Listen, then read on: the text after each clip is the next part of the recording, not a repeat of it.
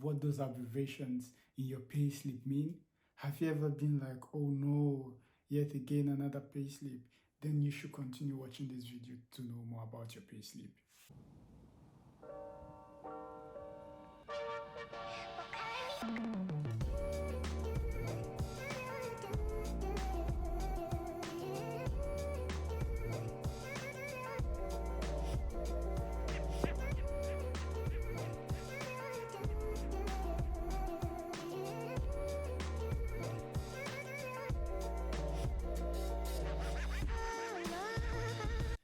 Hey guys, welcome back to my YouTube channel. My name is evalsametta, aka Sammy Sticks, aka that fresh, yummy, hot chocolate. As you can see, I'm looking fly. Yeah, there's a difference. You're permitted to trip, but please don't fall. So in today's video, we'll be talking about knowing your pay slip. Without further ado, let's jump right into today's video.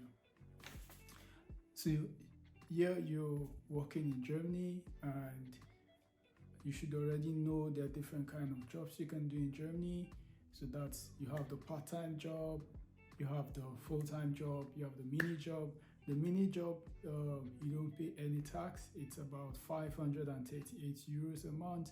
And then the part-time job, you are expected to pay some tax, which as a student, you belong to the tax class 1. And then if you're doing a full-time job, there are different classes, and then you have to be categorized into one of these classes as a full-time job earner in Germany.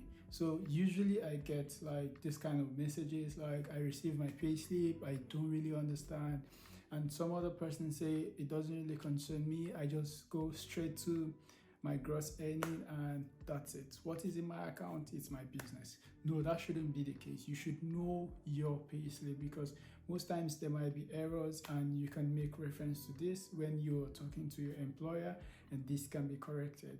You know, don't just say, okay, the money paid to my account, that is what is my money. No, you should know things about your payslip. Some persons actually even reach out to me and say, I don't understand some of these abbreviations in the payslip, can you break them down? And that's why I decided to make this video to explain some of these things to you.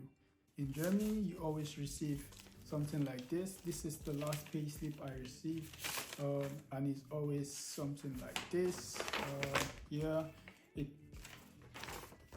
consists of everything you did for the previous month, because in Germany, the mode of payment is, for example, for December salary is paid in January, and January is paid in February, so it goes like that. So you always receive a pay slip like this in your mailbox, so always try to check your mailbox for your pay slip.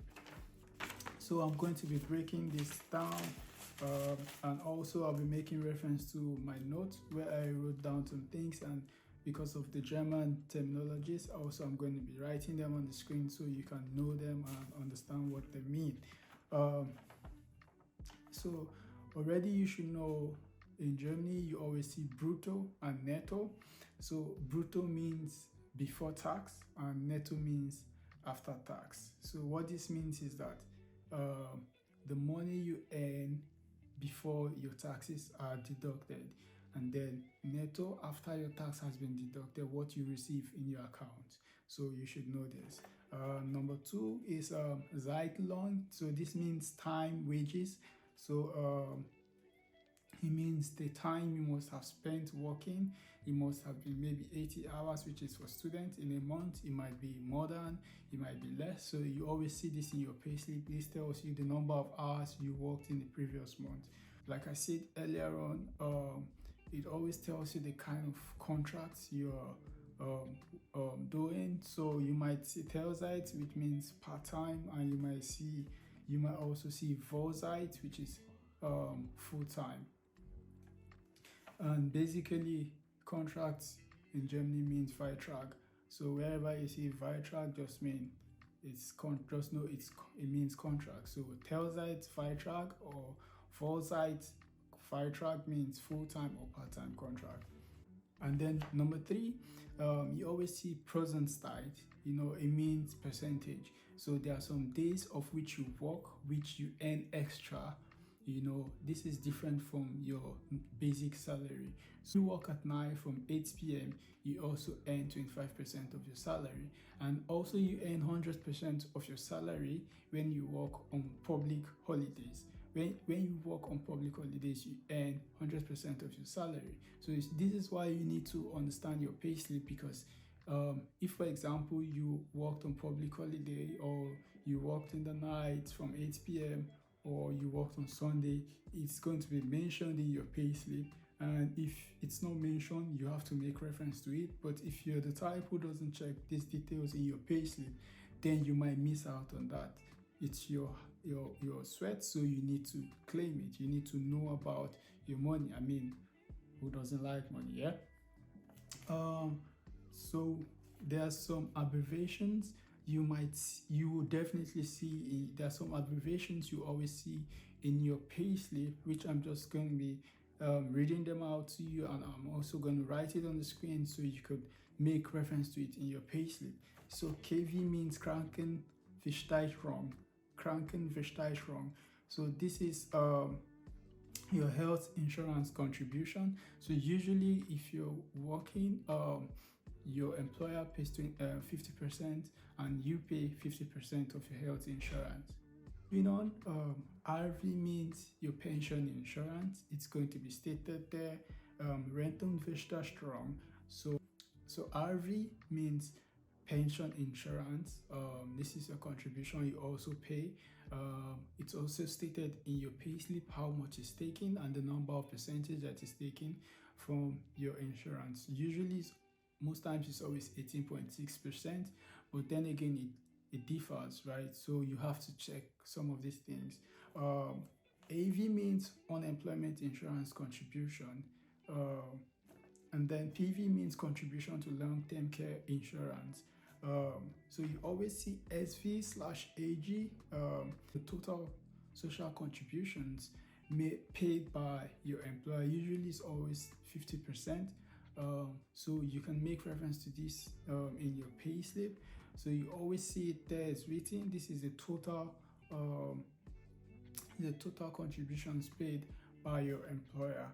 So if you're getting value from this video, it's that time where you smash the subscribe button, leave those beautiful comments, share, and also give it a thumbs up. That way this video gets to a wider audience. As you may already know, it's a growing channel. We're still a little small channel, so the more you keep subscribing and sharing this channel to other persons, the more it keeps growing. Well, to follow me on Instagram at Demystifying. If you're not following me, I don't know why, but following me, you can also send me direct messages, and when I see them, I always respond to your questions.